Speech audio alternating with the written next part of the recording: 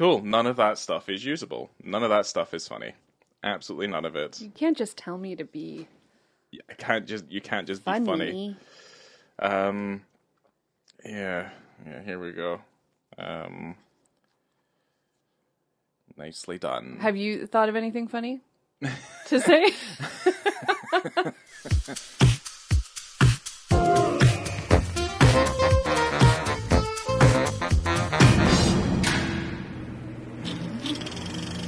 Well, hello there. Welcome to On the Beat, the podcast that uncovers full frontal male nudity in cinema. My name is... Well, hello there. How do you do? Ladies and gents, welcome to the show. Oh, God almighty. You're coming into this with... Coming in hot. A fervent enthusiasm, which I don't think... I gotta start off real high. Because I don't know where this is going to go real down low. It's going to go real low. This guy's getting real low. Yeah. Did I even finish my intro? You interrupted me so hard.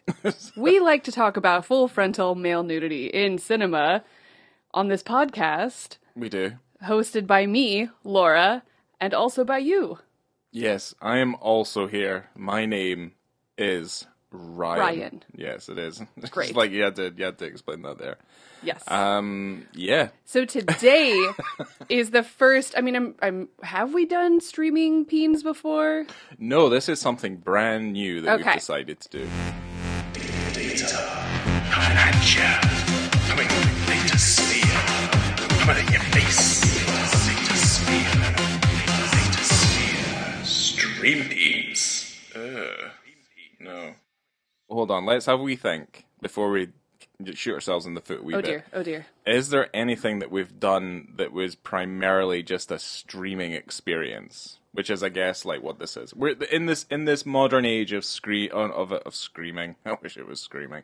In this modern age of streaming, where there's no prerequisite for a theatrical release, is there any film that we have done that is just, say, purely a Netflix, Hulu original, or in this case, an Amazon Studios production? Not that I'm aware of, but we have done over 50 movies, and I can't even think about what I did or watched yesterday. Yes. So if you want me to remember all these bad boys, I doubt it. Isn't Power of the Dog one of those? That didn't come out in the cinema. Good job, yeah. Yeah, Power of the Dog. I'm looking on the list right now, just so I can maybe not fuck this up right away. Yeah, I think, here's the thing. I think, let's just approach this... What about Creep 2? No, that came out in the cinema, did it not? I don't Creep know. 2?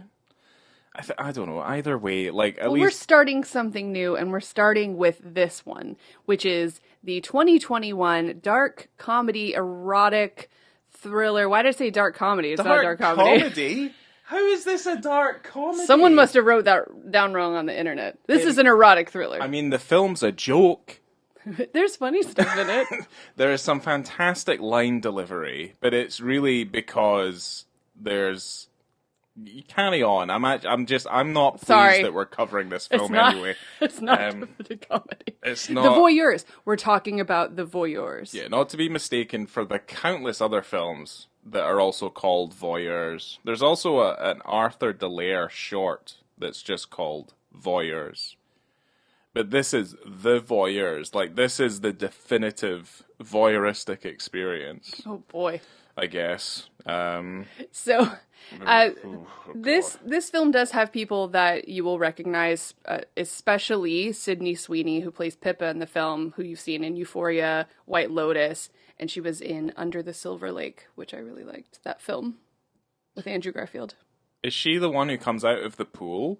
Is that I thought she was there at the end. She was one of the ladies. She's one of the ladies at the end. Under the Silver Lake's really hard to remember because I don't think it's particularly great. I thought that film was very good. Yeah, okay. Also starring Justice Smith as Thomas, who you might have seen in Detective Pikachu. Yep, he's actually one of the highlights. He's great of the film. Yeah, he like when I say there's some fantastic line delivery, he makes some of the lines actually quite funny. I don't think this is a particularly well written film, but at least he kind of does the best of what he's given. He's also in the Jurassic World movies and the new Dungeons and Dragons film. He is, yeah. I was trying to kind of picture like where I remember seeing him, but yes, he's he's good in this movie. I just wish like. All right. Well, before you wish all the things that were different about the film, let me finish. So Ben Hardy is also in this film as Sebastian or Seb. Seb. Fucking Seb. Seb. You Who might... the fuck goes around calling themselves Seb? Like, immediately I'm like, You're a piece of shit. he's gonna put fucking drugs in your drink. He's just gonna do something. He's like, I'm Seb. Spoiler I'm your alert. mate. I'm your mate Seb. Spoiler alert. Well, yeah, I was right, wasn't I? He fucking has the name of a date rapist. He was Archangel in X-Men Apocalypse. Who cares? Who the fuck remembers I'm that just film? trying to tell people where you might Oh, recognize that them from. movie is fucking awful. And Natasha Lou Bordiso as Julia, who is maybe a fresher face, but she is in Guns Akimbo.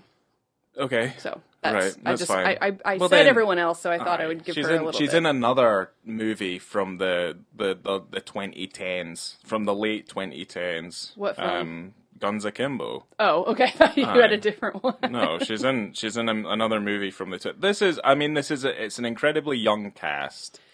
Yeah. This is A young cast of good-looking folk. okay. I mean, that's the all most it really part. has going for it is that they're all good looking because that's what in reality that's what we all look like. We're all hot. Yeah, we're also not young either, so, and I also do not want to compare myself to this group of individuals, these characters in this movie, and I put that like in inverted commas for whatever reason. But yeah, we're gonna. All right, I'm not even done. Okay, this film was directed by Matthew Moen, who also wrote the film. And before you dive into him, what? I think it's Michael Moen. It's not Is it? Matthew. Yeah, it's Michael, isn't it? I God, wrote do we down. just need to start over? Jesus Christ. I mean, maybe you need to start over. I mean, are you looking it up right now before I act Yeah, a fool? I've got it right here. It is Michael Mohan. Oh, I wrote Matthew. Right, okay. I mean, Sorry. yeah, I mean, whatever his name is. He's a writer, Sorry, director. Matthew Moen, the director of this dark comedy. Yeah, we've Just done. fire me right now. We've done such a fantastic job of researching this film, but there's also there's not a ton of stuff to research with this. I have a lot of information here, but you're about to go into the director. I want to tell you the synopsis and tagline first. Okay. Jump roping me. I know I've made mistakes. You have made mistakes. I've made egregious mistakes. and we made the collective mistake of deciding we were going to cover this movie for our new kind of offset format thing that we called Stream Peens, so that we could cover like modern movies. It was a mistake. Like, I don't know why I seem to think like we'll get the younger crowd into liking this podcast by covering films that they maybe enjoy, and I'm like, oh. When this came out, it was exciting. It was exactly the type of movie I wanted to see, and quite a few of our friends have seen it as well. I don't know if they actually finished the film. It's very easily accessible because it's an Amazon's original, effectively, an Amazon Studios film. This movie's not bad. Okay, synopsis. right. You could kind of imagine from the title of the film. When Pippa and Thomas move into their dream apartment, they notice that their windows look directly into the apartment opposite, inviting them to witness the volatile relationship of the attractive couple across the street. But what starts as a simple curiosity turns into full-blown obsession with increasingly dangerous consequences. And the tagline is, "How far will you go for one more look?" So, yeah, okay. Okay. On to you. Tell me about Matthew. Okay, so Michael Mohan is a writer, director, and producer. There's not a ton on him online that I've seen. There is obviously his IMDb. It's a new kid on the streets. There is also a Vimeo channel, but I don't know if it's him. But yeah, there's plenty of artsy photos of him and behind the scenes stuff, and like photos of him at festivals and stuff like that. So, if you wanna have a little dive into his IMDb, you're likely to see that. But there's not an awful lot else. But really, we're gonna cover his films because it's literally all the information that I have, and I'm just gonna cover them all. There might be other opportunities to maybe cover some of his other stuff, although the majority of the stuff here is short films. We can do shorts. And he's been at some point. He's been making I mean, okay, we can maybe do a collection of shorts. I don't know. Anyway, we'll Peens. Just kidding. I'm just kidding. I don't know. Like this is going to be really hard to get through. But let's just rattle this off, and then let's just get into this, because I mean I have a page that I'm looking at right now, which is of my notes. And it looks like the rantings of like a madman. It is pretty intimidating. It looks like a page from John Doe's, like one of John Doe's notebooks in Seven. Like that's what it looks like. Mine's full bullet points. Yours is all like tidy. as usual. It's tidy. It's organized. It's on a laptop. I like to write things down into such a fashion that it almost becomes illegible. But here we go. So his filmography consists of Trek, it's a short from 2003. La Detinsta, let's say, I'll say it in the way that I would say it as an uneducated Scotsman. La Dentista, which is a short from 2004. Initiation, which was a short from 2006. Casual Encounters, which was the short from 2007. One Too Many Mornings from 2010. Now, because that didn't say it was a short, I'm assuming that was his first feature film, and I'm going to say, and just put it out there, that's maybe his debut feature film release. After that is X-Sex, short from 2011. I really don't like the title to that. Save the Date from 2012, which I also think is a feature, because it doesn't have SH written next to it when I put it down. You didn't look? I wasn't really that interested. This is How We Die, a short from 2013. Pink Grapefruit was a short from 2015. This is How We Die is a short from 2013. Pink Grapefruit is a short from 2015. Everything Sucks, with a big exclamation mark, was a TV show from 2018. And The Voyeurs is obviously his most recent piece of work from 2021. Wow, this is going really well. I think we're allowed to not have the level of polish. I'm not doing this again. I'm not repeating myself again. Me making a mistake with reading my notes does not go as far as you typing in Matthew Mohan as opposed to Michael, because that's inexcusable. I even did that the day before. I was you preparing had early and getting all of my ducks in a row, getting my Matthews and Michaels. You'll be on. Yeah, honestly, you had all the time in the world. I probably wrote it 15 times. It's gonna be a nightmare. Okay, so to anybody listening, if she does say Matthew, it means we're talking about Michael. Oh wait, I have a Michael down here. Oh my goodness gracious! Oh God, just put me down. Here's the thing. Down. Like, I don't expect anyone to take our opinions seriousbut I expect them to take it fully seriously because of the way that we conduct ourselves on a day-to-day basis. But we're just having a good time. Yeah, I guess so. We've covered quite a lot of good films in a row, though, so we were bound to hit upon a doozy at some point. You keep saying that, but then we're back in our classic seats where I enjoy something more than you. But that's because this kind of shit is made for me. If this guy called me up and said, "What do you want?" and then he pooped this out, I'd be like, "Great, that's fine." Yeah, but you it's did. Not five stars. You referred to this as straight trash. Yeah. Yeah. But I like trash. You do. I think there's some very lofty claims that the filmmaker is making on, like, certainly about the revival, or like his trying of revival, like the revivalist idea of bringing back the erotic thriller. I have one full page that I could dive into before we even get into the film about how this kind of came to be, and Michael's obsession with erotic thrillers, and the decline and potential revival of erotic thrillers. So I just can't ever... I'm going to talk about it at some point today. Yeah, I think, well, you know what, get into that, and then I can give my 10 cents on it, and then we can kind of get into the meat and bones of, you know, what this is. So, Great. Yeah, that's fine. So... Jennifer Salke, who's the head of Amazon Studios, was apparently chatting with Nicole Kidman, and they were having a conversation about why there weren't erotic thrillers being made anymore. So this is around the same time that Michael Moen was going around. He had the Voyeurs on spec, shopping that bad boy around. He said he would go in and talk about my passion for erotic thrillers and how it doesn't make sense that these movies stopped existing. And he had written a 93-page erotic thriller movie journal. And he's just walking around with this stuff in a bag, right? So they ended up meeting. She wanted an erotic thriller. He had this bad boy in his pocket. So this film got fast-tracked. So in terms of when I think, and I've kind of tried to research it a little bit more, like why the erotic thriller genre started to decline, especially in the mainstream, because you get them all the time, but they start to become more like Lifetime dramas or streaming films or mid-tier budget type of movies, right?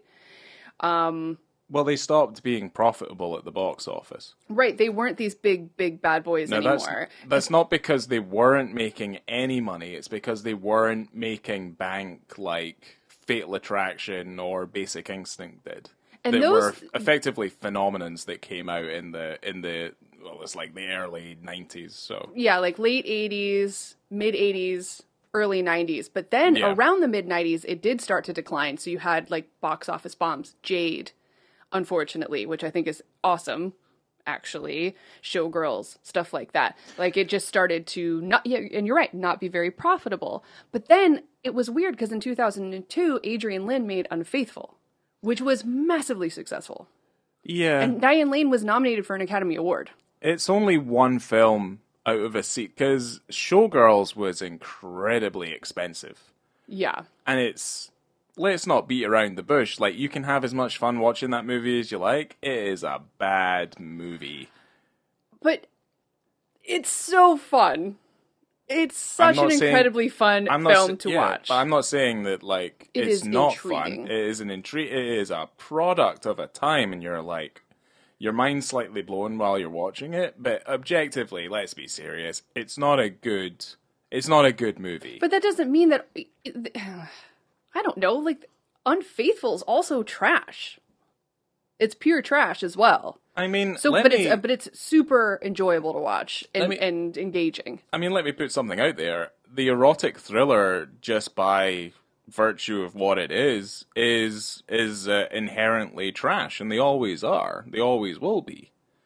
But the thing is, the reason why certain films of that type were successful is they are handled with at least a modicum of class. Like, Basic Instinct is an interesting story from start to finish, and it's handled incredibly well by Verhoeven with some really good performances in it. And Fatal Attraction is just an incredibly gripping thriller. Like, it's just a very good film. And it has some very interesting stuff. And again, a great central performance by Michael Douglas, who's obviously at this point almost getting typecast in these sorts of roles. Hell yeah. But they're also some of the best roles that he's ever taken up. And I would even go as far as to say, like, the rest of obviously Adrian Lyne's stuff, 9.5 Weeks is like, okay, take it with what you will. Yeah. But certainly, Indecent Proposal is another movie which I also think has some really good performances in it. At least that film as well starts a conversation. Like, would you sleep with Robert Redford for $1 million? Probably. Well, you asking me right now? Yeah. Yeah, probably. I mean, for $1 million, it would set me up for life. I mean, it would be a story to tell. Yeah. You know, I would definitely tell that story on the podcast, like beat for beat, like how that came to be. Is it under the table? I mean, like, is it a full million or is it getting taxed? I mean, at that point, I don't think the money matters. I think you have the money, but like, you're like asking me deep and quite probing questions about, like, what was it like to have sex with Robert Redford? Was he tender? I mean, I could only assume that I kind of let him lead the way.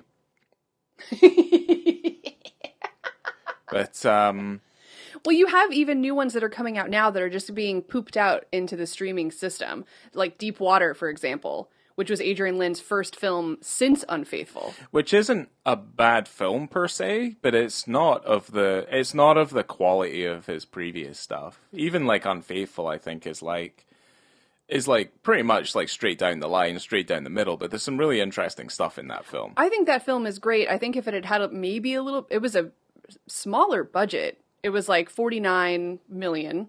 You're probably just paying Ben Affleck and Ana de Armas for the most part. But it was set to be released in the theater, got pulled from the theater, and then just dumped out onto Hulu.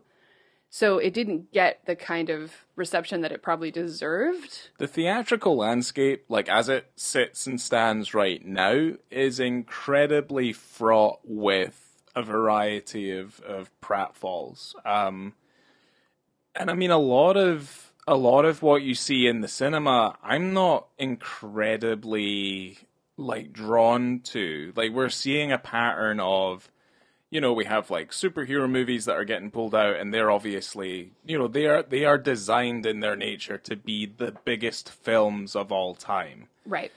And any film that follows in the wake of those sorts of films has to be of the same sort of ilk. Like, there's no kind of, like, they have to be special effects heavy. They have to feel in some sort of way muted and not controversial in the least. Like, they have to feel like they're almost like improperly balanced in terms of like their moral and their bias, and like I would even go that far as to say like their racial balance and their acute kind of sense of being acutely aware of just being incredibly like mediocre just to suit everybody. Well, you have to be diluted in order to please everybody at least a little bit. So when you have films like this isn't for everybody. This isn't the, you know, like when I was younger and your parents rent a movie and you're not allowed to watch it, right? It's not, we don't have those movies anymore. Like, these are for adults. It's adults' night. This is an adult's time at the theater. There's no middle road, like middle range kind of budgeted film anymore. Everything's for everybody, it seems like, when it goes into the theater these days, unless you have like a horror film.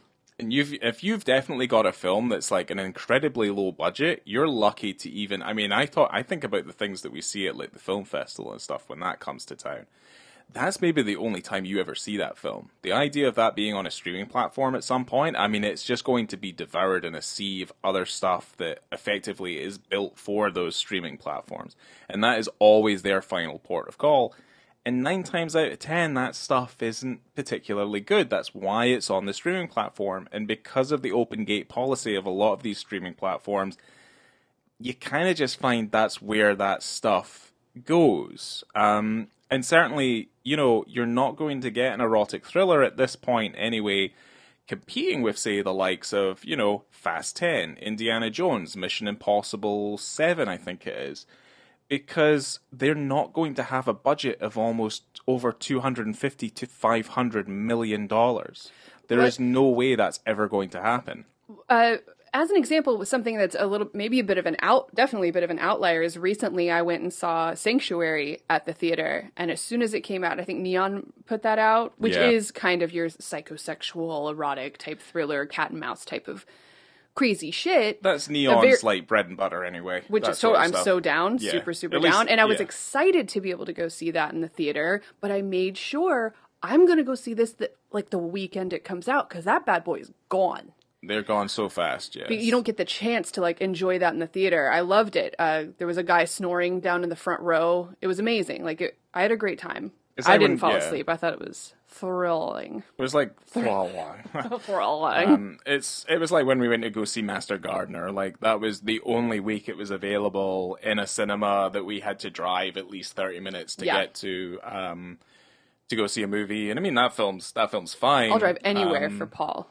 I guess so. That film's fine. But you can tell why something like that is not going to get the level of coverage that, say, a lot of other modern films get. And I mean, I like that we use words like a dilution, like mediocrity. Because it's not like some of these things aren't exciting. You know, I do want to go see Mission Impossible, even though Tom Cruise is a super weirdo.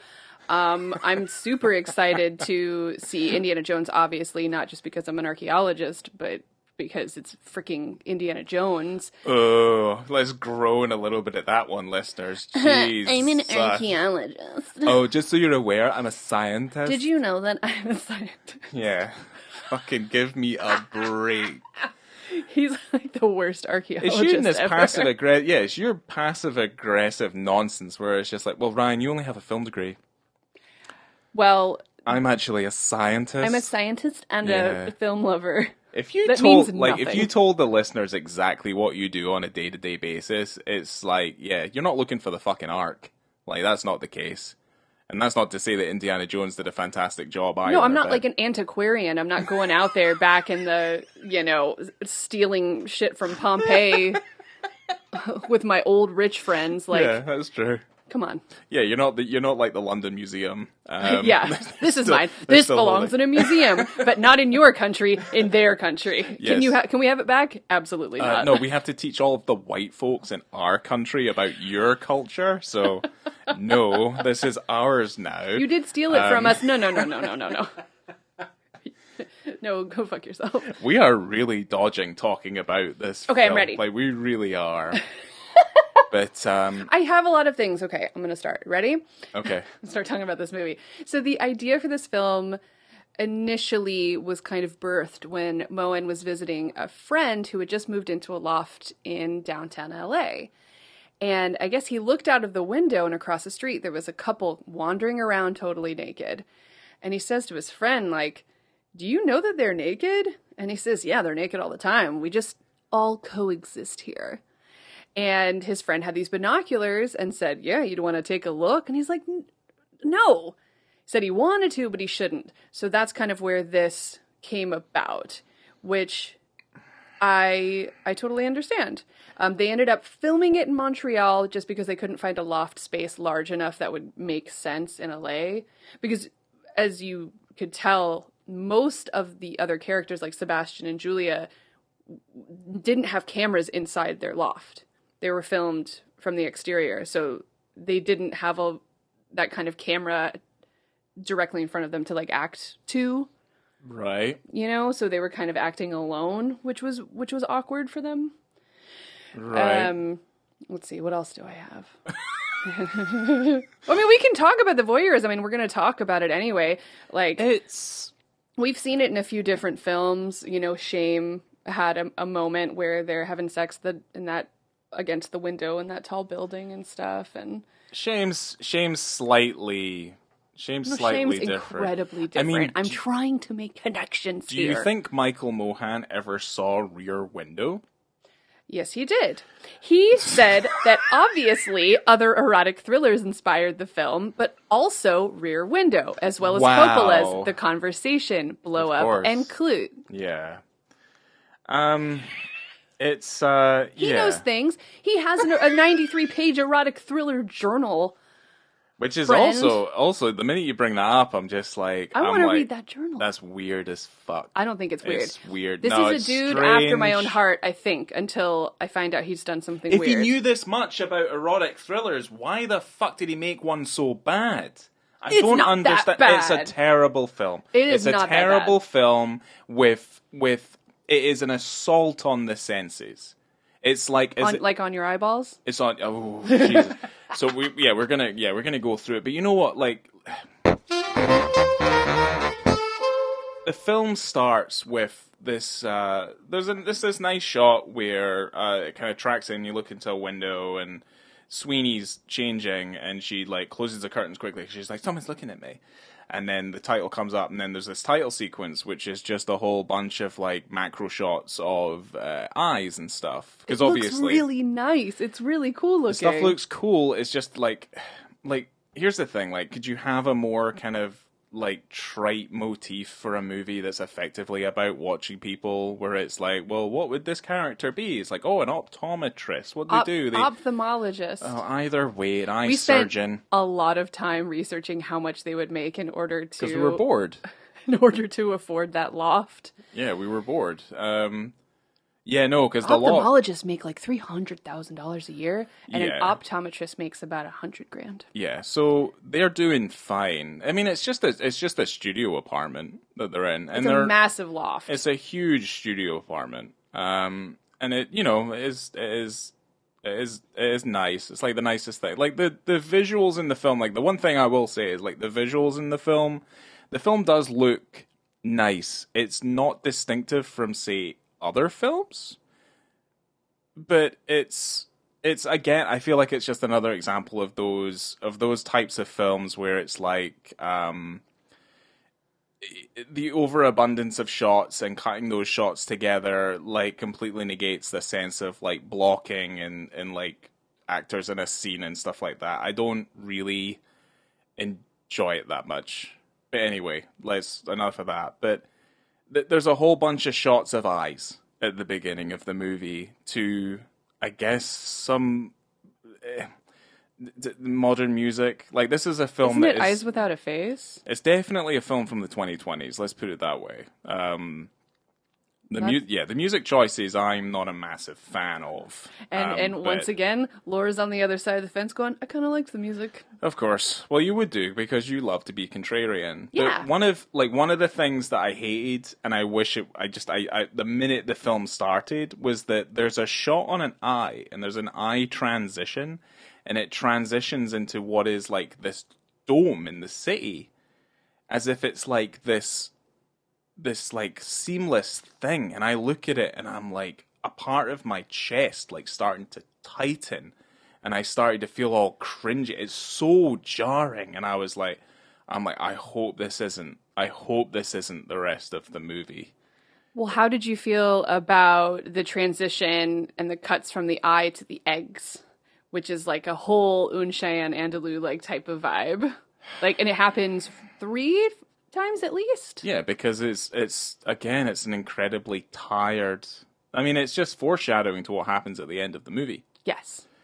Which again is like, when you get there, it's like that meme of Jackie Chan where he's just like, my head is full of fuck. Like, by the time you get there, you're like, what is this? This is, if you don't have an issue with stereotypical depictions of members of the Gen Z generation, then this movie's probably for you. I don't know, man. I put myself in these people's shoes. If we are living in a loft apartment and there's people in a full bone zone 90% of the time across the way, I'm like, it probably would escalate in a similar way. It would stop at a certain point, obviously. We're not going to become obsessed with these people. It's not going to go to the extremes that this film does, but there is a point where I'm like, I kind of am with them. It's like, oh, no, we shouldn't look.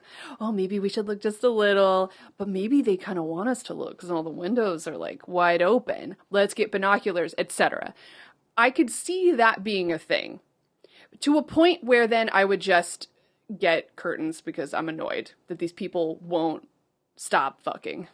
So, if anyone out there has listened to the Conan the Barbarian commentary with obviously Arnold and John Milius and stuff like that, you will find that Arnold basically comments on exactly what is happening within the film itself.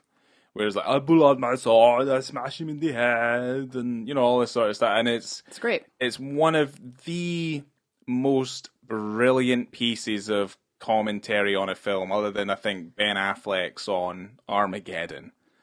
The Zardoz commentary is also very good. Yes, but I will say, there is never a moment of silence in this film. It is always, every single moment is like bombarded with it's like an auditory assault. And here's the thing, and this is the kicker, and this is why I was just like, sometimes dialogue should be sparing, because they're literally looking at this couple across the way, and there's a camera flash, and there's a model, and the guy's holding a camera, and Justice goes, "Is he a photographer?" Yeah, there's a few moments where you go, I can see that. What? I think that's just his character, and I'll chalk it up to that. But the thing is, it happens all the time. I know. You know, and you're like, and this is where I start to see the differences between like modern filmmaking and, let's say, filmmaking that isn't from the 2020s. Is that at least films that have come before understood that it was a visual medium, and then you don't have to comment on everything that's going on, because then it becomes overstimulating. And that's where I end up being like, well, is this a piece of art or is this a piece of content, where it's kind of just like, you know, you feel like you're just kind of getting too much all at once. Like there's no sense of balance within it. And that's why I kind of bring that up, is that, you know, there are films that have done this before, and I talked about Rear Window. There's a real sense of delicacy within, even like there are moments in Rear Window that feel so much more intimate because there's like a deafening silence around it. Yeah. Like it feels weird when James Stewart can look outside of his window and he can see a woman dressing or undressing in a window, and you're like, he's not supposed to be doing that. With this, there's like, I guess there's like, you know, there's a like a relatability to being like, well, you know, we've all had moments where like we've caught something in a window that we were never meant to see, because there's an expectation of privacy within your own home. Yes. But it kind of starts to be skewed and then kind of put on its head, like the longer this goes on, where like there's a sense of logic that's completely lost from just having a sense of curiosity that's, you know, going on in this particular situation, which then kind of changes to an obsession. But then it's also kind of like this weird comment on, like, because of the world that we live in and because of the expectation of this particular, like, generation of people, right? Let's say generation of young people, inverted commas, is that we live in an age where there is no privacy because everyone's continually putting themselves out there. And there's that message that's put out in this film, as much as it's kind of clouded by the countless twists and turns that kind of like, I mean, honestly, I felt like Reagan in The Exorcist. I thought my head was going to turn all the way around. It was a twist on twist on twist. And it's too much. Situation. It's way too much. There's one twist that could have been taken out, at least. At least. And it's like, you know, I tend to do this thing where like I'm watching a movie and I start to guess what's going to happen. I did like that because you were very wrong. I was wrong. Every but then time. when stuff did start to happen, that's when I start shouting at the TV. Sensory overload for me, I must say. It's a little bit... Because they don't stop talking in the film, and then I got you over here yelling about Jesus. how they don't stop talking. You won't shut the fuck up. Yeah, it's like... But the thing is, it's like, it happens so much that, like, obviously things you're meant to listen to, you don't catch. And you're like, well, was that supposed to be important? Because 90% of the dialogue means nothing. Like, it means absolutely nothing. Except for this one particular moment when the voyeurism is escalating to a point where they need to know more. Both of them as a couple, Pippa and Thomas, want to know more. They've got the visuals, they have the, they've got the binoculars, but they want to hear what's going on. And this is also affecting their sexual relationship to a point where it's turning into their own personal kink. Is to watch them and almost, in a way, kind of almost recreate what they're doing on that side. And then Pippa's trying to match up orgasms with that situation, but it's not working as well. So this is just something that is really affecting their whole life and their relationship. But together at this point, they still want to know more.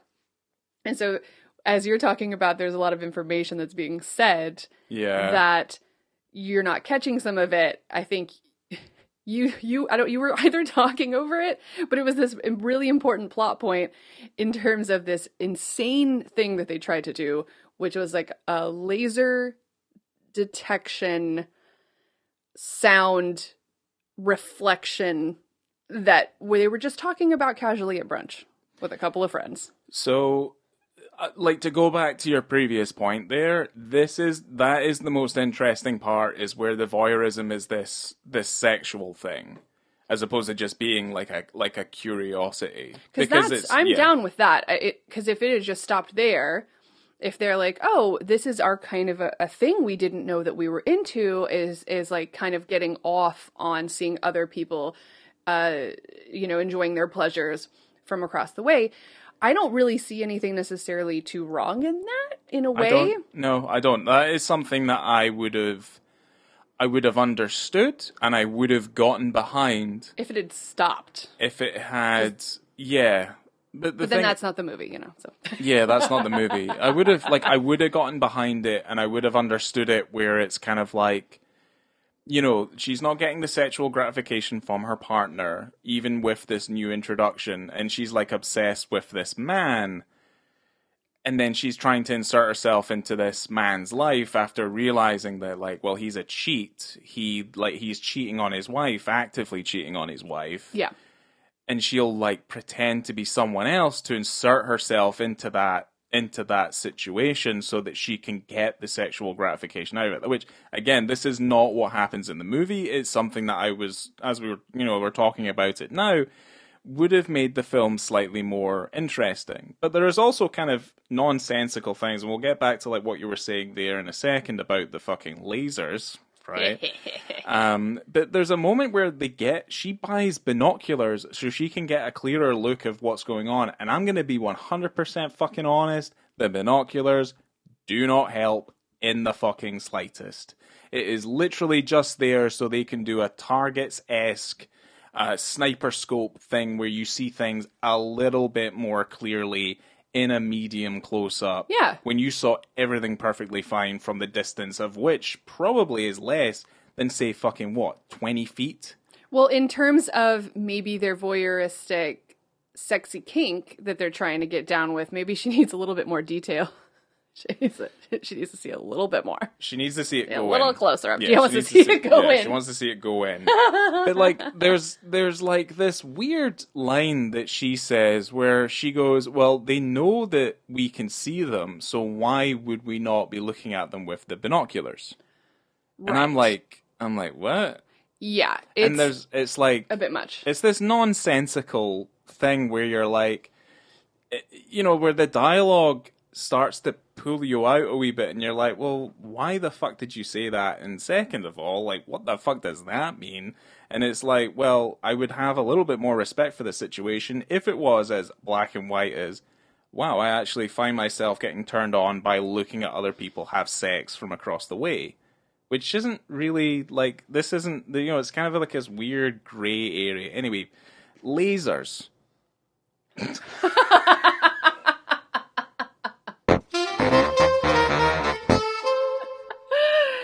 Well, I mean, in terms of the binoculars, and they want us to look, it's kind of a way of saying they're asking for it, which is pretty gross. Lasers. Yeah, lasers. So I did some research on this laser thing. Yes. As I would. Perfect. So a laser microphone is what they're trying to reenact, where you shoot a laser in, and in their way of explaining it, it has to bounce off of something like a mirror, bounce back, and then it's like the vibrations that are moving through create the sound, and it's not as simple as they make it sound, or as they explain it. And in ways it's actually more simple, but I think you need a lot more equipment to do it, but it doesn't matter. So what it does is it uses a laser to detect sound vibrations in a distant object. And you can use a window or a picture in a room to do this.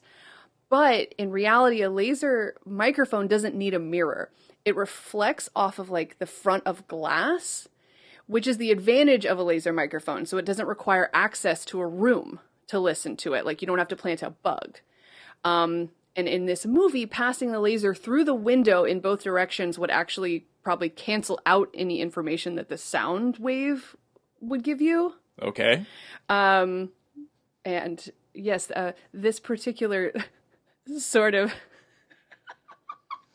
technology was developed by Leon Theremin in the Soviet Union around 1947 when he developed and used the Burin eavesdropping system. Creator of the theremin.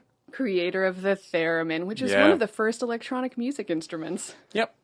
It was used, it was used quite notably by David Bowie for the beginning of Space Oddity. Whoever thought we'd get there? Who knows? That's what I'm here for. It works. I like how they do it. I will suspend my reality and belief for like the stupidest shit, and I just want to get into it. I know it's dumb, but I'm like, yeah, sure, fucking point a laser at that thing and listen to their conversations. It's interesting. But the thing that they have to do in order to make it work is they have to...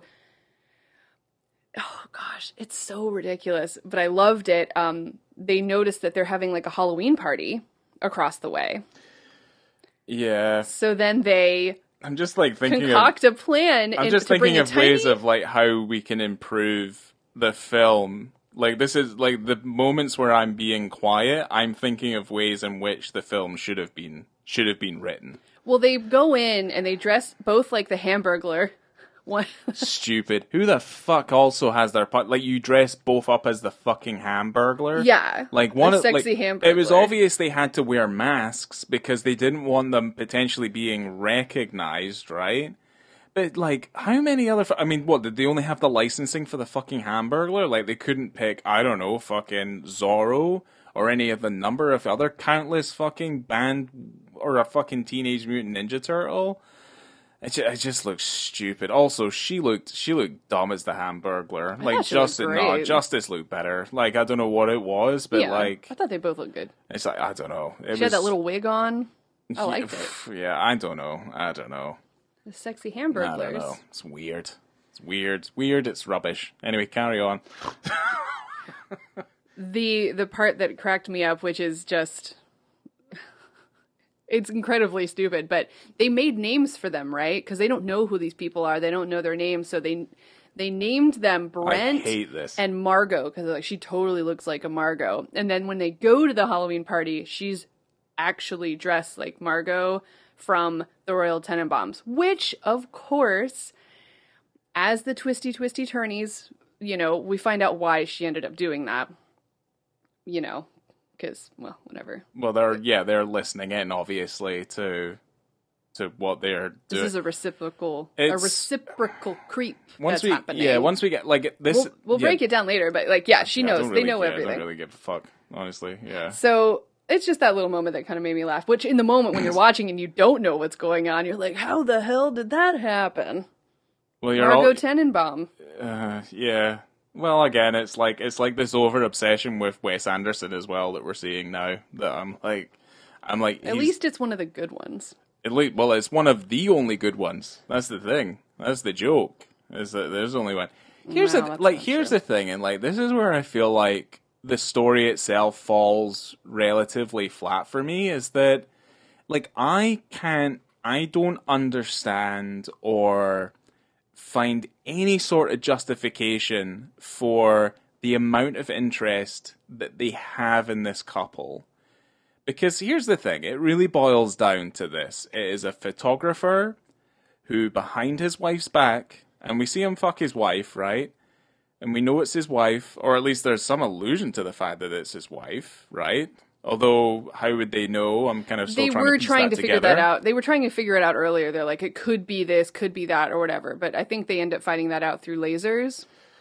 Okay, so either way, that sounds insane. Either way, you're kind of figuring it out with them, and you're also kind of like, I would have gave up well before this moment, because the interest in it is effectively it's a photographer who has a wife. And he's having sex with his models behind his wife's back.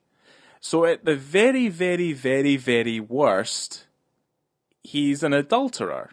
At the very, very, very, very worst. Yeah. And that is it. Yes. End of. And the pattern just kind of is this cyclical thing. It keeps on going. And the obsession comes from... just trying to out this man to his wife. Well, And because it levels up at a point as well, because the wife ends up going to Pippa's office where she works and gets an eye exam, and then the wife is trying to start this friendship and relationship with Pippa, which is super awkward.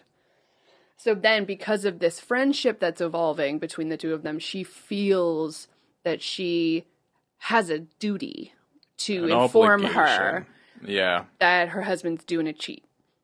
So, yeah. It's, Even though it's none of her business, which Thomas, her boyfriend, tells her a million times, this is none of your business. yeah. You know, if you're gonna keep creeping and doing this, because what happens kind of around this moment is their relationship starts separating, where Thomas isn't interested anymore in watching it because he's a normal human being who has other things to deal with in his life. Yeah. And Pippa is just obsessing over this window. Like, he would come home, she's like got her binoculars sitting in the corner, and then she'll like put her binoculars down and pretend she was on her phone, and you know, she's just can't get enough.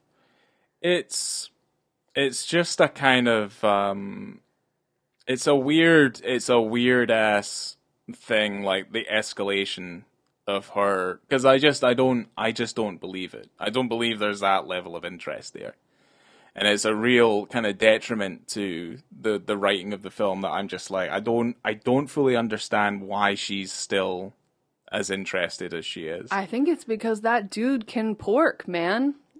I think she's obsessed with the pork. Yeah, which is why you kind of think, like, if it's going to be this erotic thriller, because this film's not erotic. Like, it doesn't feel sexy. There's some moments that are alright. I mean, it doesn't, to me, feel sexy. So there's parts of me that are like...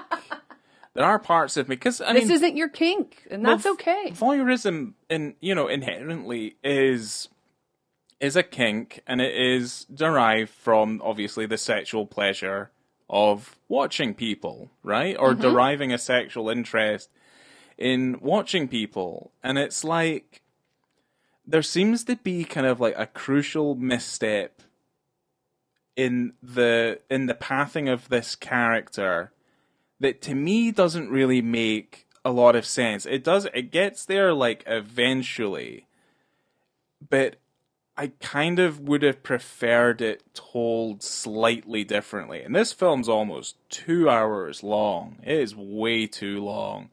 But it's also like, it just a little bit backwards. Like, she's focusing on the wrong thing. Like, she's wanting, she's like wanting to out the man, but then it's later revealed that she wants to have sex with him, which isn't the case when you watch the film. It doesn't make any sense. It doesn't. Well, I think it little by little, because she starts envisioning herself in their lives. So, you know, when his wife is gone, she sees herself in the room where he's having like threesomes, and she's just putting herself in the situation, even though she's not involved at all. She's like having these fantasies about it. But yeah, it kind of seems for a moment that she just wants to help the wife, but that's not really the case. It's like a backwards it's type a real of thing. Yeah, it's a real kind of weird conflict in the story where, you know what, like, if it was just a little simpler, the film would be so much better. Because don't they talk about it? Better. Don't Thomas and Pippa talk about it at some point where she's like, wouldn't you want to know? And he's like, no, I wouldn't want to know. No. If they're doing a cheat. No. Honestly, I wouldn't want to know either. Who gives a fuck? Like, who genuinely cares? I'd be like, let me keep living my life. Like, that is way too much trouble. Yeah, it's also like... If you're gonna do a cheat, keep it, like, really secret. And also, not interested. Like, someone deciding they want to be this grass, right, is not sexy. Like, no. It's not in any of the level of interest I have in a sexy thriller. I don't care. I don't give a flying I just want fuck. to keep watching it, you know? Like, why interrupt all the sexiness? you know, that you're getting all this free, sexy visual content. I'm going to tell on him. I don't think he should do this. Why is you cheating on your wife? And then she does the dumbest thing. Scumbag. She does the dumbest thing where she somehow wirelessly connects to their printer and is just typing up messages and printing them off to their printer. You know that's been a prank at some point, and someone's done that, and they're like, "I can see you. I saw you doing a poo." You're like, it's like something's definitely happened. It's yeah, like when all this stuff starts, like, because the thing is, like, all these things are happening, and, like, you know, stuff will come to head and stuff. There's also a reference to Casablanca. Do you remember the Casablanca reference that they do in the movie when she comes into the eye clinic? Do you remember that? No, tell me. So basically, I hate it because, like, Sweeney starts the sentence and then Justice finishes it, and I hate it. And it goes, of all the eye clinics in the world, and he goes, "She walks into mine." Oh, right. And I'm like, oh, fuck off. Like, genuinely. And not even that. Like, I don't hate it. Well, in Casablanca, it makes sense, right? Fucking Rick's Tavern, he does not expect to see his ex-lover in his particular gin joint in that particular part of the world, obviously, in Morocco, right? But here, obviously, if the woman's living in Montreal, where's she going to go to get her big city to get her eyes tested? Aye, but the line is in the world. It's not like she's going to fucking Hong Kong to go get her fucking eyes tested and trying to figure it out that way. Jesus Christ. And I mean, again, it's another one of those throwaway lines where you just kind of pulled out a little bit and you're like, what the fuck does that mean? I liked it. Fine. Anyway, the poor woman, she pulls a fucking used condom out of the trash, and, you know, there's a massive gap in the story that I've got written down here, because I think I lost a lot of my interest. Would you like me to fill in the gap? Fill in the gap, just like Sebastian fills in the gaps. She pulls a condom out of the trash, and the next thing we know is the woman they've been spying on. She's dead. She's done a silly suicide. She's done a silly old suicide, and Sweeney and Justice, their relationship is over. Yeah, that I hated so much, because I am leaving. We are done. He's like, you did this. You killed her. You killed her. So now I'm leaving. I'm like, you're not, like, imagine how she feels if she does feel responsible for this silly suicide, like, because she did involve herself in their lives when she shouldn't have. But for her boyfriend, her long-term boyfriend, lover, and live-in partner is just like, go fuck yourself. I'm leaving because you are doing this thing. I mean, it should have been a longer conversation, but we did need this to happen so that we could get to I do want to talk about the scene before we get to the penis scene. The bar scene? The bar scene. The only thing I want to talk about the bar scene is because... The drink? The drink, yeah, because I thought it was interesting. I mean, you're going to need a drink if you're watching this movie. Certainly Absolutely. If you're watching it with a level of interest that I had. So she sees that he goes to this bar, and... What's it called again? Bar Le Royale. So... She goes into this bar. The Royal Bar, for anybody, yeah, because obviously, yeah. Anyway, he comes over. It's crazy how he just kind of comes over. She's sitting on the other side of the bar at a table with her back to him. Obviously, she wants to be involved with him. I would call it interesting, but I found it incredibly jarring. But then when he sits down, there's this really kind of weird, uncomfortable close-up that Michael likes to use in particular moments in this film, which I don't really appreciate. There's a moment where they're all in the cafe and they're all having a big conversation, and the opening shot is this weird kind of close-up. It's a close-up with like a really wide lens, like a 12 millimeter or something. So not it extends all of the features in the front of the face, and it pulls everything back. And you have this really kind of wide thing, and every time you see it and we cut to it like immediately, I fucking jumped out of my seat because it's not a good shot overall. I didn't mind that particular shot in this moment because it is the very first time they're seeing each other face to face in a real moment. It's deliberately jarring. Yeah. But it works in this moment. It just didn't work in some of the moments previous where you're kind of just like, whoa, Jesus, fuck. Well, they're having this conversation, but it's like I don't even know how to explain it. It's like oh God, why can't I do? They're not talking, but it's like a voiceover. It's a choice.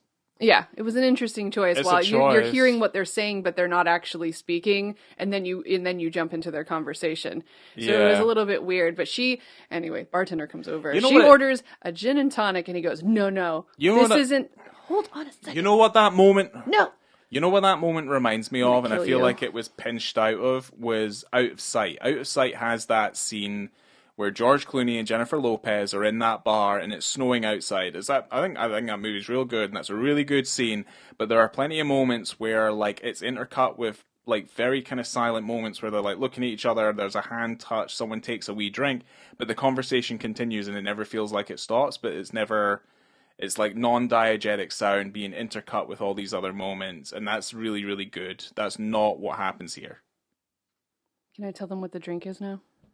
Whatever, it's the most interesting thing in this film, mostly. Well, he says not to order a gin and tonic because that's not the type of place, not the kind of drink that you get in this place. Which also is never explained. You never understand why that. No, why I don't know why that is. It's weird. They use piss. Their gin is piss, so you gotta get something else. It's So gin, he it's gin and orders piss. he orders her a penicillin, and I immediately wondered what is that, and it's Scotch whiskey, ginger, honey syrup, and fresh lemon juice, which sounds delightful, actually. But I thought that was weird because if you're getting a gin and tonic, that's kind of like a diet drink in a way, like for ladies. In my opinion, it's like a diet drink where you kind of get your alcohol, but you don't have to have like a lot of sugar and a lot of this extra stuff. And then he orders her a drink that has a lot more calories. It's just something I think about. Gin and tonic doesn't have a lot of calories. This looks like it does. It's got syrup, honey syrup, ginger, and alcohol. I'm alone. I'm alone on this. Okay. I mean, Sounds Seb, like a good drink regardless, but I thought it's kind of gross to take over her order. Seb ordered it. It's probably full of rehypnol. Yes. So, that doesn't surprise me. All right. Anyway, We're getting to the dick scene. So they're drinking, their interaction. The bar scene's really long, and I kind of like zoned out. I zoned out quite a fair amount. I don't really know what they're talking about. She starts telling a story about was it Jupiter and a donkey. and the donkey. Yes. I'm just like, nope, I'm done. Well, he I'm didn't done like with the this. jobs, and he kept going to Jupiter and asking for a different type of job. And, it's like, if you're not happy in this one moment, doing something else isn't going to make you happy. No, they just turned the donkey into a pair of sandals. You got to be happy with what you have. Yes, and I was like, yeah, but the donkey can become more than just a pair of sandals. There's a But lot more every coverage job there. was getting progressively worse for the donkey. That was the point. Yeah, I guess so. So as you might expect, which is kind of was the purpose of this interaction, was to get them back to the photo studio, and effectively what becomes a naked photo shoot, so to speak. Because they see this happening over and over and over again, where you see how he gets these models naked.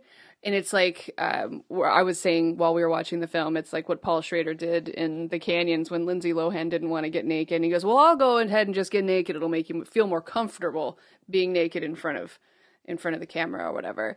Except Paul Schrader wasn't trying to sleep with everybody like this guy. So he tries to... Seb has an ulterior motive here. Which is the bone zone. So, get her a glass of wine. Oh, hey, what does your bra look like? Blah, blah, blah. Oh, I'll just take my pants off.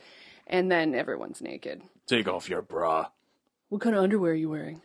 Well, he's also English as well, so it's also kind of creepy. Just the way he says things. They both get naked. The main issue I have with just this scene in general, and it is the dick scene, and we're kind of good at, we're getting through it slow, is that Sweeney, it's What like, are you trying to say? I don't know, like there's a gross imbalance. You know what I mean? In the movie, in terms of nudity? In terms of nudity, 100%. You know, like if you hadn't seen Sweeney topless up to this point, then you're basically getting an eyeful in this film. Like, I don't have a problem with.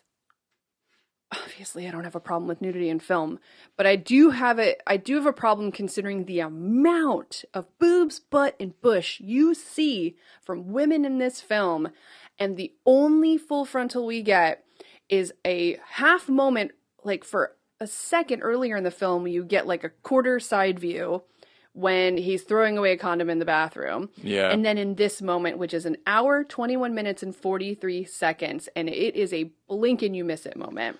Pretty much, yeah.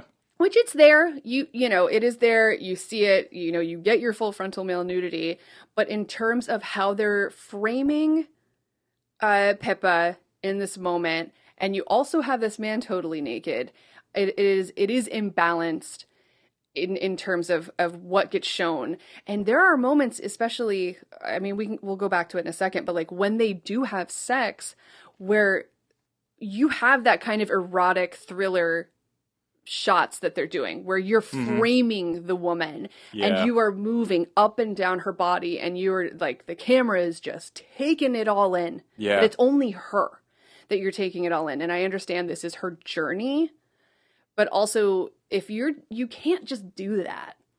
No. I don't think you can just do that right now. You have to be balanced, and it's not. It is heavily skewed. It's heavily kind of almost like borderline misogynistic. And I'm going to like start saying things like that now, because if you're not man enough to like show the bare naked dude, and he is naked, quote unquote, for a lot of the film. Yes, absolutely. He is undressed more than he is dressed. And at no point do we ever see a full shot of him from the front. And it should be from the window as well, as you're watching them from across the way. You know, before this moment happens, this time you're actually inside of their apartment, right? But when Pippa and Thomas are watching them, and you should be seeing everything. And this is also from a that reason, big wide shot from the other side of the This apartment. is also a reason why I think the binoculars are inappropriate, is because they are purely there as a tool to close the frame in. Yeah. And when you look at that frame, almost 30% of that frame is this weird like binocular shaped, like, I guess, like, gobo that's put on the front, which is like, it's a slightly more advanced looking thing. It looks like there's like a sheet of glass, you can see like the light reflecting off it and stuff. But at the same time, you're like, 30% of that screen is taken up with this gobo for shots that are weirdly close. They don't need to be that close. And it's kind of like, you could have quite easily have pulled the shot out, but I feel like that's because you're trying to... They actively hide this man's junk. And I do not think that this guy has a problem with it at all. I've watched interviews, I've read interviews, and from everything that I've gathered, it's not an issue, you know, and especially because he's English. That's a typical thing with, you know, English folk. It's not as big of a deal. It is what it is. No. And so I'm like, where was the choice here? Because it definitely wasn't his choice, and it was it the director's choice, or was it more of in the cutting room where you're like, we can't see this guy's dick too much? But it's a streaming film, so I think that they could have gotten away with a little bit more. There are so many questions I have over the clarity of this that I don't get it. I really don't. Like, this film it didn't have enough mass appeal that it didn't end up in a cinema. And it certainly does not end up in a cinema, and it's on a streaming platform. I mean, unless it's maybe an Amazon Studios thing, where it's like they need to feel as if they don't want to take things too far. Because if you're going to keep it in the vein of your late 80s to 90s erotic thrillers, there aren't a lot of full frontal male nudity, and what you get in those is more akin to what you get here, where you get kind of side shots, glancing views, and it's not as full on. But And here's the thing. This was a perfect opportunity to break that oh, mold. yes. Because it's on a streaming platform. You can take that rating as far as you want to take it. You don't have to stick to the conventions of, say, a 90s rating board where the films were going into mass theatrical exhibition. Correct. So this is where I feel like his 93-page journal kind of falls flat. I mean, he might as well just throw it in the fire at this point, because he's not bringing anything new to the table. If this is effectively what this is, I mean, what he is doing is, this is a nail that goes into the coffin of the erotic thriller, right? And effectively, that's where it stays. You know, it's going to end up being on your lifetime, like your lifetime films. Like, it's going to stay that way for a long, long time. If this is the reaction that a man who's like studied all of this, seemingly, right? Yeah. But he's not willing to either break the mold or learn from what I would refer to as like the gross mistakes of female representation that's in these films. I mean, he's effectively just repeating the same errors. So I agree. You know, like, you have that opportunity, especially for a film called The Voyeurs, to have that wide angle from across the street, and these people are doing their thing, and that's how people act in their own homes. They are naked a decent amount of time. You know, I can't speak for everybody, but I know, I know how I am, you know, like, you're home. So you're just yourself. And you don't always have to wear clothes at home. So to not have that, and you want to put a sense of realism into this, that's a mistake. I mean, it's also that's a big mistake. Yeah, I mean, it's also the biggest mistake we made was that we could feel like this was trying to be realistic, because it does eventually kind of divulge into nonsense, effectively. I mean, that's kind of what it goes into. But I mean, don't even know if we necessarily need to break down the whole end of this film. I don't really want to, just because I dislike it massively. I wonder how we could wrap it up in a succinct little package. I mean, I just wanted to make sure that like we'd covered everything with the dick scene, but effectively, yeah, there is a shot that kind of that tilts down when he goes to pick up the camera, and you see a blurred, I wouldn't say it's a blurry, but it's like a motion blurred shape of his, of his wingus as he picks up the camera. But then also the camera does this other thing where it's like she tells him to go get a condom. He goes to get a condom in this quite large apartment incredibly fast. And as he's putting the condom on, the camera tilts up very fast, so that when he turns around, you don't see anything. Because obviously, you would see an erect penis with a condom on it, which to me, I would feel like that's incredibly brave. Like, there's going to be like things that I wish the film did. It just, again, it's like what I just said there, where it's like it just dwindles into mediocrity, and you just get incredibly frustrated with it. And there's also this really weird thing, and I wanted to kind of bring it up, is that he goes down on her, right? They're completely naked, and they start their coital interaction, right? Yes. And there's a point where it's so weird, and I don't know. Oh, I know. I don't know what the sound, like, I don't know what either the sound people were doing or what they were fucking thinking. But it's like when he's going down on her, it's like he's breathing into a mic, and he's like, his breath is much louder than hers. It's like literally his face, his head, and like, excuse me for being crass, is like right next to her vagina, and the sound guy's mic is just between his lips and her vagina. And it's like, is that what you were trying to do? I did not notice that, because that's the second time I've seen this film, and I didn't notice it the first time, but you are not wrong. It is very loud. It's like incredibly loud. And it's like, it's not the focus of the moment either, because the focus is on her face as she begins to realize, oh, this is it. I'm going to have sex with him, whether or not, like, I'm effectively trying to piece these things together because the film in my head is better than what we watched. But certainly, you know, there's an understanding of, like, okay, she's got to this moment and realizing that, like, yeah, we're going to bone now. Well, it's the culmination of every fantasy she's had in her head since she moved into that place. Pretty much.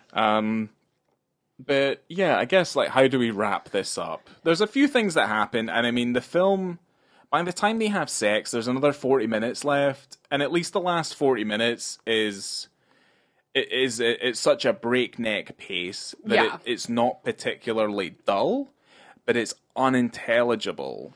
Because it's a twist after twist after twist after twist after twist. It's like a twist every 10 minutes.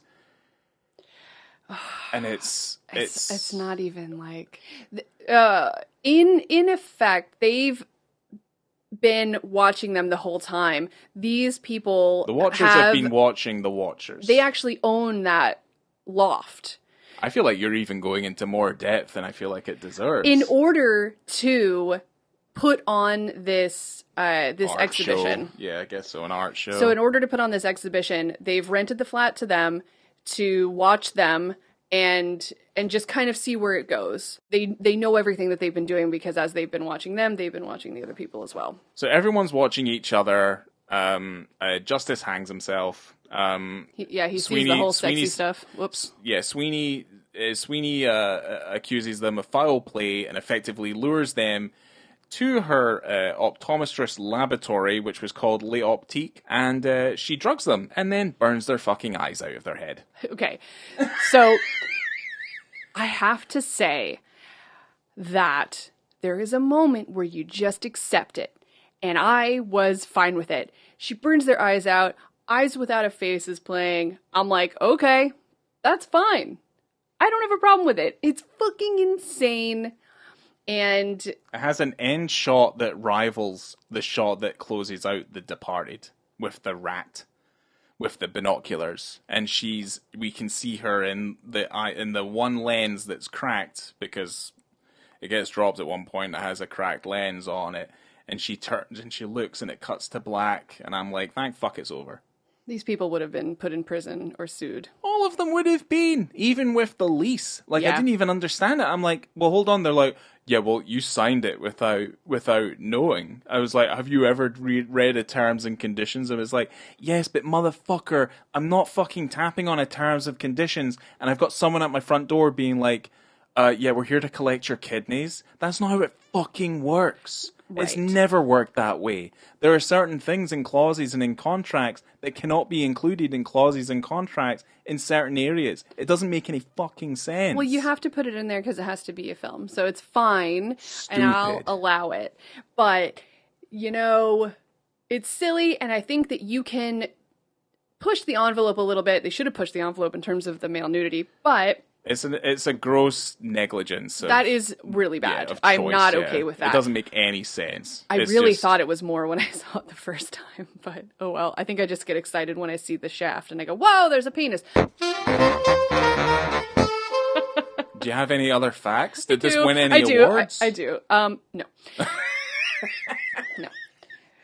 So we were talking about realism in terms of erotic thrillers, you know, from the 90s and stuff, and Moen said that he wanted this film to kind of recreate that realism. But I'm going to talk a little bit about intimacy coordinators, not too much.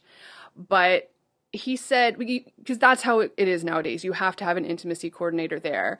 And he said that he'd botch a take and he'd be like, that was perfect. And then the intimacy coordinator would turn around and say, oh, I could actually see a gap between their crotches. And then you go, but if you angle them just a bit, it'll look a little bit more like they're having sex. So I thought an intimacy coordinator, okay, hold on. I thought an intimacy coordinator, for me, just made sure that the actors felt comfortable on set with the nudity and everything else, that they felt comfortable, they knew what they were doing and they weren't being taken advantage of, you know, a la Sharon Stone in Basic Instinct, for example. I mean, yeah, I guess. Okay. Yeah.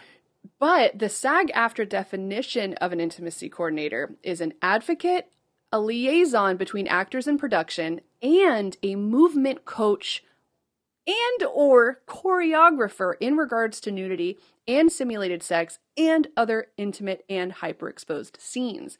So they're also there to make sure that it looks real. Like they're having intimate moments. Right. So not only are they there to make sure that you don't get taken advantage of and you feel comfortable and you're safe, but that you also look like you're doing it. Yeah, so this simulated moment doesn't look simulated. So that's what that was like. If I angle them just this way, then that'll work for the shot. There's a few things where, like, this is kind of like there's some moment, like there's sex scenes in this film, like some of them just look weird and uncomfortable.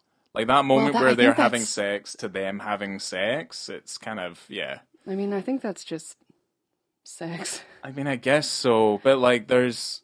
And also in this, in like the one that you're talking about... If you're trying to do that, then you do like what Lars von Trier does in his movies. And it's like, no, this is it. This is what it fucking looks like. As opposed to it being like within the framework of the erotic thriller from the 90s where, you know, it's lit a certain way, like it's done a certain way, like it's a stylistic choice, the things that are going on in these sex scenes. These sex scenes in this movie are like incredibly well lit. You're kind of just looking at it and you are like, yeah, they're just having sex. There's no sense of like sensuality or romanticism or like, at least within the framework of the erotic thrillers that I like there's a sense of like danger. You cannot compare the sex that happens in this movie to like what happens in Basic Instinct or even fucking Fatal Attraction. And Fatal Attraction is probably one of the best sex scenes that's ever been committed to film. It's like when they're having sex in the fucking kitchen. And then they're just wiping water all over each other's faces. Yeah. Yeah. But that's different because that's the 90s, and you know, like the 80s and the 90s, you got a lot of smoke. There's always some sort of sexy breeze. Everyone's wet. Especially like your neo-noir erotic thrillers where it's sweaty. You've got your sweaty thrillers, like Body Heat. There is nothing wrong with that. Absolutely not. Those are perfect films. But this is different because it has to be lit that way just because of what it is. You have to have it bright because they have to be able to see it, and you have to be able to, it's like a beacon. Like, look at us. So that's fine. It is what it is. It's not going to be that sexy, smoky shit. It just doesn't have the same level of appeal. And that's fine. And also, to me, it's kind of more like, it's like, why are you finding this appealing to watch while also trying to have sex yourself? Like, it might just be for me, but then also like I'm not able in the framework of the film to make the association between like the voyeurism as a kink or the voyeurism as like this story, like this drive for the story. Like it just, there's no level of association for me to be like, okay, this is why this is happening. It's like, why is this like happening? So one last thing I have to say before we wrap up with the ratings and everything is we were talking about the inequality, like the difference between how much male nudity and how much female nudity there is. And Sydney Sweeney was talking to The Independent and said that there's a stigma against actresses who get naked on screen, and address the kind of double standard in Hollywood that allows men to be praised for nude scenes and women are often reprimanded. But I don't agree with her there necessarily. I know that there has been a kind of backlash for certain actresses or actors who have gotten... We've covered it on this podcast as absolutely. well. In the Cut, for example, is a huge one. Aye. But there's a lot of actors who have been nude and gotten like heavily awarded, for different roles that they've been in, and like Kate Winslet, for example, in The Reader. Yeah. Charlize Theron in Monster. Yeah. Halle Berry. Yeah. Holly Hunter. Mm-hmm. Stuff like that. So it's not like it's like an end of a career thing or you get in trouble for it. I think it just depends on the role, depends on the film, and Also, And it's the same for men, that men have that same situation, but it's not always like men get applauded for getting naked. No. But they don't do it as often. I mean, I watched a video recently of Heath Ledger being posed a very difficult question about the gay love story elements of Brokeback Mountain being disgusting. And it's kind of like he's put in a position to then have to justify the definition of what love is. So to me, I feel like a lot of the backlash comes from, it's like white conservatism, primarily male, and it's like, they just don't agree with certain things being done a certain way, and it's only a certain sect of society that I feel like that criticism's coming from. Right. So, it just depends on how loud that criticism becomes on a moment for moments basis. Now, yeah, I guess like she's kind of saying that like women are treated differently than men, and like I guess that's kind of one of the purposes of this podcast, and what we're trying to do is that there has to be a level of balance, and I think it really comes down to a filmmaker by filmmaker basis, as I feel like some filmmakers are a little bit more aware of it than others. In this occasion, I feel like if you're not creating a balance and you're primarily focused on female nudity for the most part, when really there are plenty of opportunities for you to be a little more equal in that bias. Especially when you're focusing on this woman who's obsessing kind of specifically on this man, and you're not, and he is naked over there. Yeah. A lot. Yeah. But you never see it. And also, it's kind of like, if you don't show it, why is the audience going to then believe that he's like this desirable individual? There's no sense of like sexually, like, where is she going with this in her head? Like, to us, the audience, I'm like, well, the guy's a cheat. He's a fucking scumbag. Like, he's fucking his models. Like, there's no level of like comprehension for why she would find that attractive. But the main issue I have with like this inequality with the nudity in the film, and this is with any film that focuses primarily on female as opposed to male, is it's just like potentially a little bit misogynistic. Like you're just kind of gazing at the woman, and that's effectively all you're doing. And it's kind of like this level of control, which we don't really like talking about, like, on this podcast. And we'll lauder the films that decide, like, Short Bus, I think, is a very good example. And I also think that, films that we've covered in, like, the gay cinema vein also kind of do that. Ivory. Yeah, like, The Man. where you feel like it's just a little bit more of a balance, and it's a little bit more realistic as a result of that. So, for me, it's like my main issue I have with this film is that, it's like, well, it's like you feel it's a little bit exploitative of the female performers. In the film. Especially if you're putting a film out there and you want to portray the female gaze, this film did not do that. No. When you're watching a film that is meant to be the female gaze, like a pawn, and you're not. It's through it's a male gaze. It's men. It's men. It's a male filmmaker who also wrote it, and it's... and I appreciate, I still, whatever. I'm going to go into my ratings first, and then I'll say my final thoughts. Yeah. But, because I'm done with this. Yeah, I'm done too. So, in terms of visibility and context, I think as we've mentioned in the breakdown of the penis scene, that is a 1 for me, because it is short, swift, blink and you'll miss it. You got to pause it.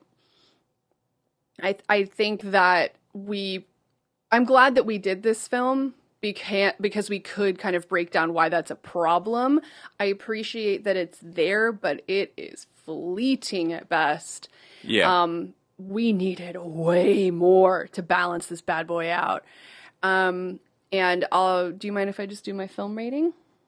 Yeah, go on then. I don't know how much more I'll land around. I mean, maybe we just give our final words now. 2.5.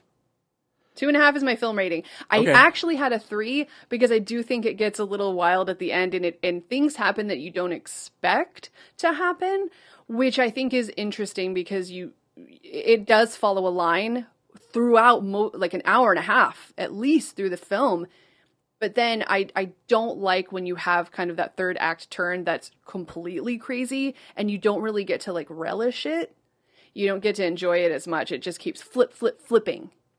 And I find that a little bit annoying. But I do like how weird it gets at the end. Yeah. So, yeah, I completely cannot agree with you about the ending and stuff like that. Like, it gets so weird that it just becomes a little nonsensical, and like logic kind of goes completely out of the window. There is a complete lack of logic within the storytelling, and I feel like obviously it's written to not have a level of logic, which I think some films can get away with. In terms of the context, the visibility, I would go even further, because I just don't like the lack of it, and I do not like how it is contextually within the scene. I just dislike it intently. I mean, you say a 1, you do see it a little bit more, but the thing is like it's so quick, I'm gonna even say it's like a half star. Okay. Because this film contextually, I don't fully believe that they had a handle on what sort of story they were telling, and the thematic concerns of certainly calling a film The Voyeurs. I don't feel like they have a grasp of what voyeurism actually is. So I'm a little bit confused by that. And because of that, I feel like the film goes down some roads that you're just like wondering what is going on. And other than it being like an auditory assault and you feel like you're just being commented on the entire time that you're watching it, I mean, I gave the film initially about a 1.5 because there is some nice line delivery and some of the cinematography is nice. But I'm willing to drop it even further to a 1 just purely based on some of the things that we're talking about, where it's a film about a woman's perspective of how she's watching a man from across the way and this kind of sexual realization that she's going through. But then effectively what we're kind of subjected to is an exploitation of not only her character, it's certainly an exploitation of her particular kink and her interest that's taken so far that like it beggars belief, and effectively the film becomes a commentary on not only like kink shaming, but certainly a commentary on how, I guess, just how easily people can be exploited for what they're interested in, and it's just so backwards in its approach that I'm like, it comes across as mildly offensive. And I think it's more offensive in the fact that like I think it's a poorly written story. Oh my god. I think Sweeney's not given what she should be expecting. And yeah, it's a 1-star movie for me. If this is the revival of the erotic thriller, I think he needs to pass the mantle to somebody else and let them have a go. He's already started writing the sequel, so I'm not interested in it. I like the intent here, but I do. It feels ill-advised. I have. I maybe expect a little bit more. Misguided. Oh god, I was about to do another like, let's get more women directing these and writing these erotic thrillers, but then you're gonna bring up Jane Campion and say that she dropped the ball. So let's not even go into that. Yeah. So there we have it. That was a ride coming to you from Bar Le Royale. I have been Laura. Don't have the gin and tonic because it's basically piss. That's right. And we'll freaking see you next time. We've got something else coming that's better than this. Yeah, we actually have. Yeah, we have a much better film coming. A wonderful comparison film. Yes, Companion it's about piece. films. It's another film about someone watching someone and inserting themselves into their life, and it's got a proper male nude scene in it. So yeah, hold on to your butts. Hold on to your butts.